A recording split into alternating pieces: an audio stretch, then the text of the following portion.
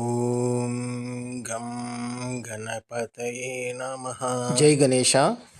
ఇది ఒక శివలింగము. మనము శివలింగానికి పూజ చేస్తుంటాము. శివలింగం అంటే మన పెద్దవాళ్ళు ఏం చెప్పారంటే కనుక డిస్క్రిప్షను ఒక లింగాకృతి ఉంటుంది. ఆ లింగాకృతి పానివట్టంలో ఉంటుంది.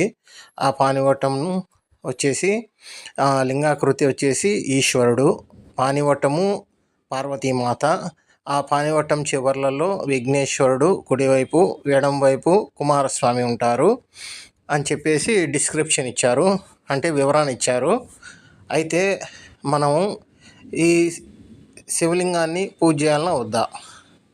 చాలామంది వచ్చేసి ఐడియల్ వర్షిప్ అంటే విగ్రహారాధన పనికిరాదు, విగ్రహారాధన మంచిది కాదు, అందులో ఏమీ లేదంటారు. కానీ ఈ విగ్రహాన్ని మనము మన కుటుంబానికి అన్వయించుకుంటే కనుక ఒక ఈశ్వరలింగం, శివలింగం అనేది ఒక ఇంటి పెద్ద అయితే ఆ పానివట్టము ఆ ఇంటి ఆడపడుచు అంటే ఆడవాళ్ళు. దట్ మీన్స్ శివలింగం ఒక తండ్రి అయితే కనుక పానివట్టం తల్లి, ఆ చివరిలో ఉన్న కుమారస్వామి విఘ్నేశ్వర్లు పిల్లలు. అంటే ఒక కుటుంబము ఈ విధంగా ఒకరికొకరు ఐకమత్యంగా కలిసి ఉంటే జీవనము సాఫీగా సాగుతుంది, సంతోషంగా సాగుతుంది అని చెప్పేసి వివరణ ఇచ్చేదానికోసము శివలింగాకృతి ఈ విధంగా ఇచ్చారని నా అభిప్రాయము. ఇది కేవలం నా అభిప్రాయం మాత్రమే. ఇది ఎవరిని ఉద్దేశించింది కాదు, ఎక్కడ కాపీ చేసింది కాదు, కేవలం నా అభిప్రాయం మాత్రమే. మన హిందూ మతంలో చాలా కోణాల్లో చూస్తే కనుక ఒక్కొక్క కోణంలో ఒక్కో రకంగా కనిపిస్తుంది. మనం అర్థం చేసుకునే విధానాన్ని బట్టి మన హిందూ మతం ఉంటుంది.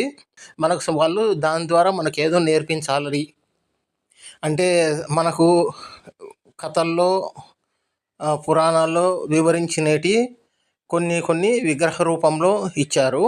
ఆ విగ్రహాలను పూజ చేసేటప్పుడు మనకు ఆ పురాణాలు కథలు గుర్తొస్తాయి. అందుకే దేవాలయాల్లో హరికథలు పురాణాలు ఎక్కువగా చెప్తుంటారు.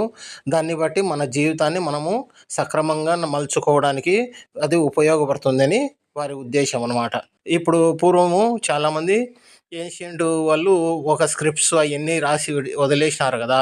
మనము తవ్వకాలు చేసి అదే పనిగా ఆ స్క్రిప్ట్స్ అన్నీ చదువుతుంటాము. అదేవిధంగా ఇది కూడా ఒక స్క్రిప్టు. దీని ద్వారా మనకేదో తెలియజెప్పాలని మన పెద్దలు వీటిని ఏర్పాటు చేశారు. Please share, like, subscribe. Any comments give us on photo analysis.